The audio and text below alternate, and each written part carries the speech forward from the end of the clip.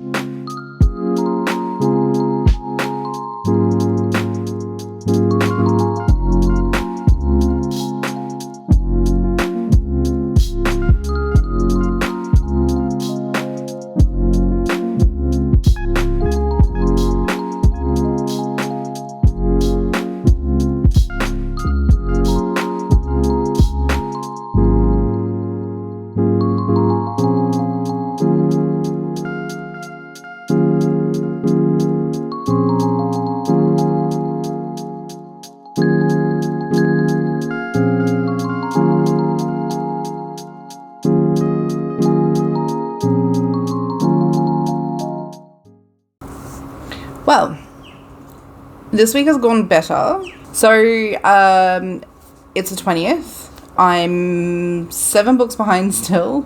I'm going to actually be reading some arcs today. I've a lot of arcs that I actually need to catch up on and get through, and I feel bad because I requested them and I'm meant to be reading them before they release, and I have not been reading them at all. So, because I've been trying to read all of my library books. But anyway, I've read 6 books. I've read all of these. Mostly graphic novels and 2 books. So I started with Strange Houses. I started with Strange Houses. Now, this one is very much like Strange Pictures, and you are following this writer. I think he's meant to be, or they are meant to be, like a newspaper, a reporter, and they are given this floor plan because a friend of a friend, I think it is wanting to buy, they're a freelance writer, sorry, and a friend is wanting to buy a house, and it has a very strange floor plan, but they can't quite figure out what it is that makes it strange, and so they send it to this writer, this freelance writer, to try and just like get their opinion on it. And this freelance writer contacts an architect friend of theirs, and that begins this whole rabbit's hole of looking at different houses and different floor plans and how they all have strange floor plans, and just working out the mystery, much the same as like Strange Pictures, just working out the mystery behind the floor plans. So Strange Pictures is like working out the mystery behind a series of strange pictures that are drawn, and this one is working out the mystery behind like these strange floor plans that they've of these houses that they've been following. I really, really, really enjoyed this. This is probably going to be one of my favorite reads. Unless something changes very drastically, it will be the favorite read so far for this month. It was really, honestly, if you liked Strange... I think this one came out first, so you were actually meant to read this one first and then Strange Pictures. But, yeah, I read them in the opposite order, which is fine. Like, it's not like they are linked in any way. You can read them in any order as far as I'm aware. But yeah, I've enjoyed both of these. I need to get Strange Buildings, and I think I just want to buy them because I want to keep reading them. They're really, really good. I love them. So if you like murder mystery, I guess, yeah, I'd say it's murder mystery.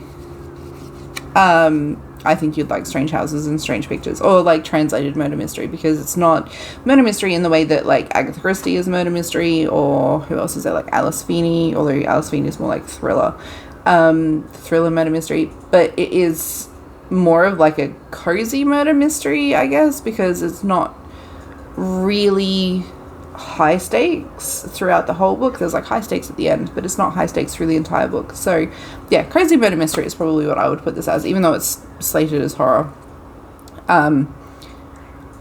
It's not quite what I would call horror, but I did enjoy it, so I gave this one 4 stars. Then I read, excuse me while I put my stuff down, which one did I read next?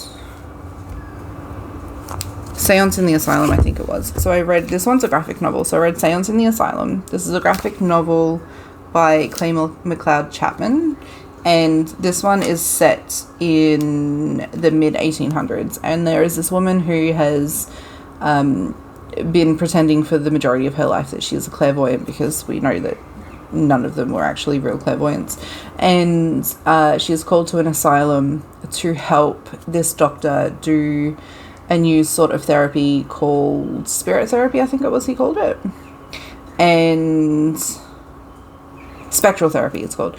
And basically the doctor believes that spectral therapy will help his patients. So, oh my god, the lighting just changed. The sun just came. It's really cloudy today, and the sun just came out, and it's kind of blinding me. It is very bright.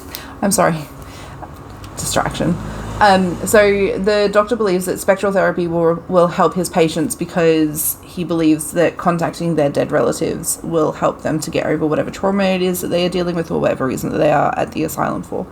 Or at least that's the story you're meant to believe. So I absolutely, from the beginning, figured out where this was going. But it was actually really good. I couldn't read through this one fast enough. I really, really enjoyed this one, so I gave this one 4 stars.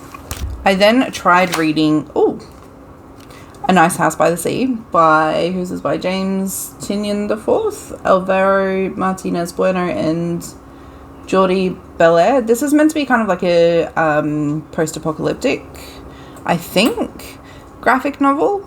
There is a whole bunch of people. I can't even remember how many people. And they are all in this really, really nice house by the sea, and I think the end of humanity has happened.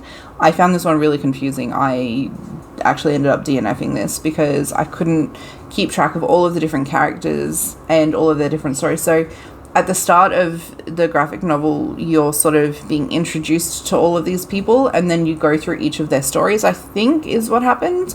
But I found this one really, really confusing, and I didn't actually read it the whole way through because I couldn't keep track of what was going on. It was very choppy and changey. Like, you split between each of the different stories very abruptly. It just, I don't know. I'm used to manga and graphic novels being very abrupt, but it just, I couldn't do this one. So I ended up DNFing this one because it just was not it for me. I couldn't. That was really loud, I'm sorry. I just couldn't keep track of this one. Then I read I'm the Grim Reaper 2. So this one is the second graphic novel in the series. I think there's 3 or 4, I can't remember how many. And this one just follows a woman who calls herself Scarlet because she can't remember her name. And at the start of book 1, she goes down to hell, so she dies, she goes down to hell, and Satan turns her into a Grim Reaper, and this is literally just a continuation. I can't really go too much into what it is that happens in the story because being the second book in a series, and this is the issue with doing series, so that's why when I do my book series videos, I want to try and do the first book in the series and along with a couple of follow-up books in the series, because if you haven't read the series already, everything's going to be spoilers. So I try really hard not to put spoilers into my videos because I just don't think that's fair. I think everyone deserves to read a book spoiler-free the first time. But yeah, so I really enjoyed this one. I really like the series. I kind of want to buy the entire series because I think this is one that I will probably read a few times. But I gave this one 4 stars. Then I read something that I got as an ARC. There is a new R.L. Stine book. So R.L. Stine has started, I would say, writing. But I think he co-authors a few of his books. But he's started doing, they've started making graphic novels because obviously graphic novels have become very popular. So I got an ARC on NetGalley for R.L. Stine's new graphic novel, The Graveyard Club. So this book follows a group of kids who live in a town. I think the town is called Graveyard, and the entire town is surrounded by graveyards, and the only thing to do in the town is to hang out in the graveyards. And so this is a group of misfit kids who hang out in the graveyards, and they're like the losers, I guess, of the school, and no one seems to want to really go into bat for them, basically. So the town, or the school bully, his father is the chief of the town, of the chief of the police for the town, and he's not very nice to them. In fact, he's quite horrible to them. He actively picks on one of the kids because he just didn't like his father and he doesn't like his family, and so he just is singled out all of the time. The bully in the school, so the chief's son, he gets away with everything because he's the chief's son, and I guess because he comes across like he's like a jock. So I don't know if he is, because they don't really go into much sport or anything, but he's just not a very nice kid, and the teachers seem to always be on his side. So when he bullies this group of misfits and they retaliate, the teachers always favor the bully, and so the kids are the ones getting, the misfits are the ones getting detention. It just makes no sense to me. And 2 of the kids, their fathers have gone missing. They went missing on the same day, so their fathers were at some card game, and they both went missing from this card game, and no one seems to have done anything to figure out what happened. So it's kind of I would say it's like a very stereotypical Goosebumps story, but it's not at the same time, because there's not as much depth. Not that Goosebumps has like a huge amount of depth, but there's not as much depth in this, and it was very like choppy, like it jumps between scenes. And I understand graphic novels do this, but there's usually some kind of like a flow, and there was none of that. It was really choppy, and I found it came across very disjointed, and it felt like it wanted to move too quickly, and it was very surface, like the entire thing was very surface level. I know it's Goosebumps, I know it's kids, like it's a kids graphic novel, and it's not meant to be like deep and meaningful, but it just felt like the whole story was lacking something. And we've been reading like the old school Goosebumps with our son for bedtime stories, so maybe that's why I feel so harsh towards like this Goosebumps, but it just didn't feel the same as like old school Goosebumps, and I found that really disappointing. So I gave that one, I think, 2 stars. Oh no, I gave it 3 stars, sorry. So I gave that one 3 stars, and then I read, it's been a busy weekend for reading this weekend. So then I read The Dark Library by Mary Anna Evans. This is meant to be set in, I think it's early 1900s. It is early 1900s because it's during the start of World War II, sort of around when Pearl Harbor was bombed. And this one follows E, who is the daughter of a college professor and his socialite wife. And she is also a doctor, so she left home, went to college, got a PhD, and she thought she was going to be living in Boston for the rest of her life instead of this like backwater town. And she has to come back because her mother is missing and her father has had a stroke. And I had to make sure I wasn't adding any spoilers in there. So E comes back to her childhood home because her mother is missing and her father has died. And basically this book just follows E. Her name's Estella, so it's Estella Ecker, but she prefers E because she hates the name Estella. This book follows E as she tries to figure out what happened to her mum the day that she went missing, like how she's going to deal with this like estate that she doesn't even own because technically her mother's missing, not dead. And she works at the local college, and it is a very male dominant field, so she technically could be a professor because she has a PhD, so she is actually Dr. Ecker, but no one at the college treats her that way because she's a woman. So obviously, being the 1930s, 1940s, women were just considered less than men, and they would like locked up for very minor things. So that's what the first half of the book kind of is, but then the second half sort of turns to a whole other story, and sort of learning why most of the town did not like her father or really her parents. With a little sprinkling of like romance in there as well. It's meant to be like a gothic novel or like a gothic murder mystery, but to be honest, this was one of the slowest books I've ever read. It was really like, I struggled. I wanted to finish it purely because I just didn't want another DNF, because I felt bad because I DNF'd quite a few books this year already, and I just felt like, I don't know, I felt like I had to finish this book. And I kind of regret finishing it because it felt like forever. It took 3 days to finish it, but it was probably 50% too long. Like, it didn't need to be 359 pages? Like 350 something. No, it's not even 350. Yeah, 350 odd pages. It didn't need to be 350 odd pages. It could have been easily 100 pages less, and it still would have done a much better job because it was just so slow and boring. I didn't enjoy any of the characters. I felt like everything was very surface level. Everything dragged. There was so much dragging and repetition of the story that I really, really struggled to enjoy this. And I think maybe this was just not the book for me. I was really excited because library, it's a book about books essentially, and I love books, but I think maybe I need to stop picking up books about books because I just am not having a great time with them. So yeah, this one was too slow. It was very uninteresting. The characters were very surface level, and it felt almost like she was trying to comment on how women were treated, which was atrocious. Women shouldn't have been treated like that.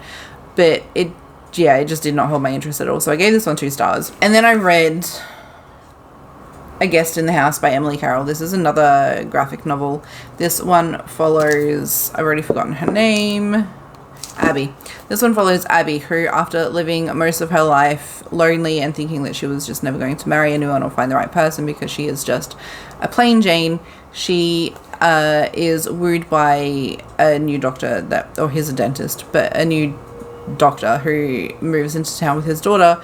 His wife had tragically passed away, and Abby finds out that not everything that her husband has told her is necessarily the truth. So it just follows like Abby's struggle trying to be a stepmom, trying to navigate what actually happened, or like trying to find the truth of what actually happened. And I think slowly learning that her husband is not at all who she thinks he is. So, and just like trying to fill the shoes of his first wife. And I really quite enjoyed this. This did not end in the slightest the way that I expected. And I think after reading just quite a few really disappointing books, it was nice to just pick up something, even if it was just a graphic novel, that I actually really enjoyed, because I could not finish this one fast enough. I actually stopped playing Tiny Bookshop so I could finish this. So I gave this one 4 stars. And that brings us up to date with where I am at right now. I have, like I said, quite a few arcs that I need to get through. I went through and requested a lot of books, expecting to be turned down for a big majority of them, and I did not get turned down for a big majority of them. And so I have far too many arcs to read, and I have like a whole back catalogue of arcs that I need to read because I feel really bad for not reading them or not having read them before the release date. So I want to try and get through quite a few of those as well. So anyway, I'm going to stop talking because I'm just repeating myself. I'm repeating myself and I'm going nowhere. We're talking in circles. I'm going to go and read a few more books, and I will be back with you soon. Probably tomorrow when I do my wrap up. I'll be back with you tomorrow when I do like the full wrap up of what I've read for this week. So Liz from the future. I didn't read any more books. So I've read 6 books in this week. So week number 3. I can't believe we're 3 weeks into October already. That is insane. And I will be 8 books behind, so I need to read a lot of books in the next week and a bit. So I'll probably do the 4th week as like a week and a bit, because there's going to be another like 3 days. It makes no sense to go from the 21st to the 28th and then do just like a 3-day reading vlog, especially because of how it works out that like, yeah, it makes no sense.